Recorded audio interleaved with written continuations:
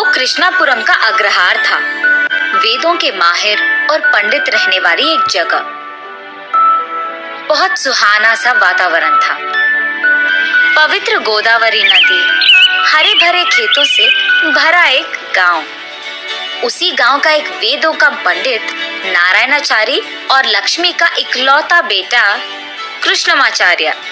कृष्णमाचार्य भी वेदों में पंडित था। सारे वेदों का ज्ञान उनके कंठ पे था, लेकिन 30 साल होने के बावजूद वो ब्रह्मचारी था। कृष्णमाचार्य श्री कृष्ण भगवान का बहुत बड़ा भक्त था। हर रोज सुबह उठ के पवित्र गोदावरी में स्नान करके श्री कृष्ण भगवान के मंदिर को जाता था। वो हर रोज भगवत गीता पढ़ता था। कृष्णमाचार्य उसी गांव के अग्रहार में वेद पंडितों के बच्चों को वेद और श्लोका सिखाता था। उन सारे बच्चों का कृष्णमाचार्य ही गुरु था। कृष्णमाचार्य को सारे काम आते थे और वो इंसान भी बहुत नेक और अच्छा था, लेकिन उसे हमेशा इस बात का गम होता था कि उसकी शादी नहीं हुई है। वो हर रोज कृष्ण भगवान के मंदिर को जाकर उनसे यही विनती करता था, हे स्वामी श्री कृष्ण भगवान, आपके 16,000 गोपिकाएं थी। क्या मेरे लिए किसी गोपिका को पैदा नहीं किया आपने? इस जन्म में क्या मेरा विवाह की योग्यता नहीं है? ऐसे उन्हें पूछते रहता है। ऐसे ही एक दिन वो उसके घर के बरामदे में बैठकर पंचांग श्रवण पढ़ते रहता है। ठीक तभी 3 आदमी उसके पास आते हैं।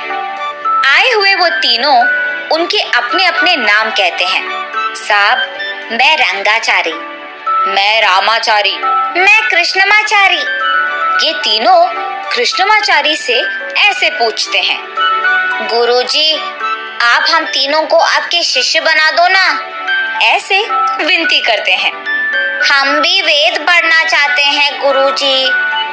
इस गांव के सारे लोग सिर्फ आप ही को कहते हैं वेदों का पंडित, इसीलिए हमको आप ही से सीखकर आपकी तरह बनना है।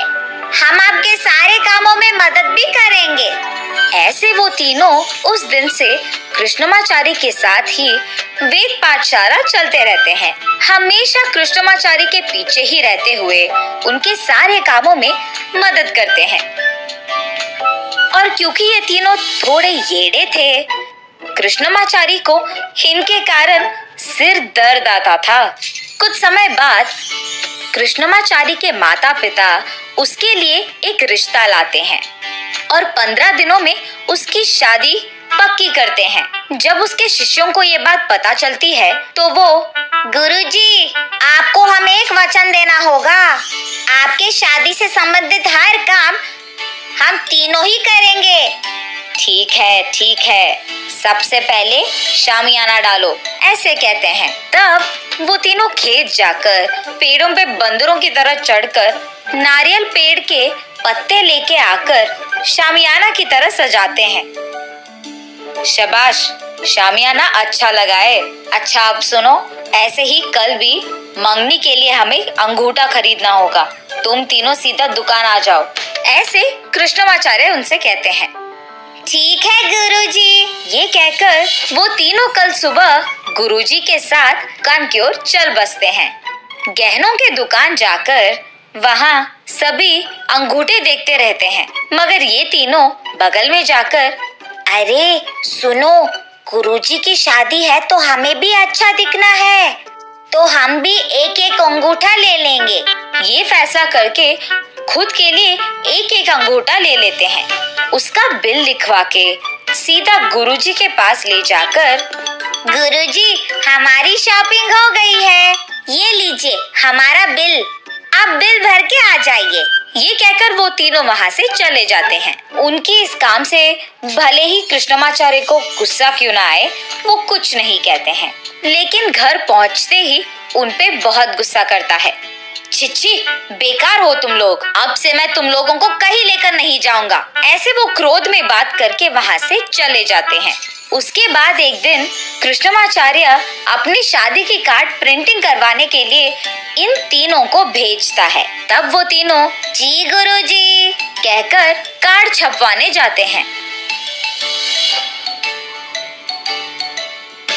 उस कार्ड के आखिर में आमंत्रण करने वाले की जगह गुरु के शिष्यों करके लिखा होता है। गुरुजी ये देखकर आमंत्रण करने वालों की जगह तुम लोगों का नाम क्यों लिखा है, ऐसे गुस्सा करते हैं, जिसका जवाब ये तीनों ऐसे देते हैं।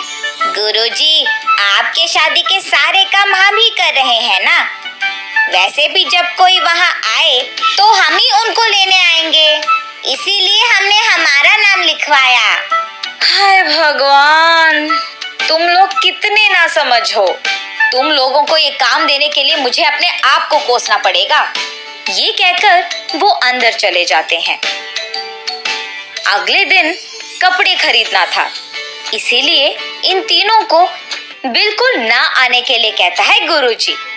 अरे गुरुजी तो ऐसे ही कहेंगे, कल हम अगर उनकी शादी में अच्छे नहीं दिखे तो कैसे, फिर वापस गुरुजी ही बुरा मानेंगे। वैसे भी हम ही तो सारी शादी की जिम्मेदारी ले रहे हैं। ऐसे वो अपने आप को समझाकर गांव में मौजूद कपड़ों के दुकान को जाकर तीनों रेशम कपड़े खरीदकर दुकानदार को, बाबू, हम इस गांव के वेद पंडित नारायणाचार्य के बेटे के शिष्य हैं। वो हमारे गुरुजी हैं। 2 दिन में उनकी शादी भी है, इसीलिए उन्होंने कहा कि हम यहाँ दुकान में कपड़े खरीद सकते हैं। पैसे वो खुद भर देंगे। हम अभी कपड़े ले जाएंगे, तुम शाम को उनसे पैसे ले लेना, ठीक है? ये कहकर वो वहां से चले जाते हैं। जब तक कृष्णमाचार्य शहर से वापस लौटता है, वो दुकानदार उसके घर के बाहर इंतजार करते हुए दिखता है। क्या हुआ, आप ऐसे आए? उनके ऐसे पूछने पर, आपके शिष्य हमारे दुकान से कपड़े खरीद चुके साहब। उन्होंने कहा कि पैसे आप दे देंगे। उस दुकानदार और गुरुजी के बीच में हो रही बातें ये तीनों चुपचाप सुनते रहते हैं। उन तीनों को कोसते हुए कृष्णमाचार्य उस दुकानदार को पैसे देता है। दुकानदार के घर से बाहर जाते ही गुरुजी आ गए, ऐसे कहते हुए वो तीनों बाहर आते हैं। यही पड़े हो तुम लोग, त्रिमूर्ति की तरह तीनों के तीनों ही हो। त्रिमूर्ति तो इस दुनिया को बचाता है, तुम लोग तो मेरा नुकसान कर रहे हो। ना समझ बेकार लोग हो तुम। जब से तुम आए हो मैं सब कुछ खो ही रहा हूँ। गुरुजी के कोसने के बावजूद वो तीनों हाँ ठीक है गुरुजी, ऐसे हंसते हुए बात करते हैं। उसके बाद ये तीनों गुरुजी की शादी नामक एक बड़ा सा फ्लेक्सी लगाते हैं गांव में। कृष्णमाचार्य का नाम भूलकर वो फ्लेक्सी में गुरुजी वेड्स, गुरुजी की पत्नी लिखवाते हैं। ये देख गांव के सारे लोग हंस पड़ते हैं। कल सुबह मेरी शादी है, इन तीनों का मैं क्या करूं? ऐसे निराश होता है। आखिरकार शादी का दिन आ ही जाता है। वो तीनों अच्छे से तैयार होकर शादी में हल्ला मचाते हैं। आए हुए अतिथियों का आदर सत्कार करते हैं। शादी धूमधाम से होती है। शादी के बाद पत्नी के साथ घर आए हुए गुरुजी से ये तीनों दरवाजे पे उनको रोक के पूछते हैं, गुरुजी, वैसे आपने शादी क्यों किया? ऐसे पूछते हैं।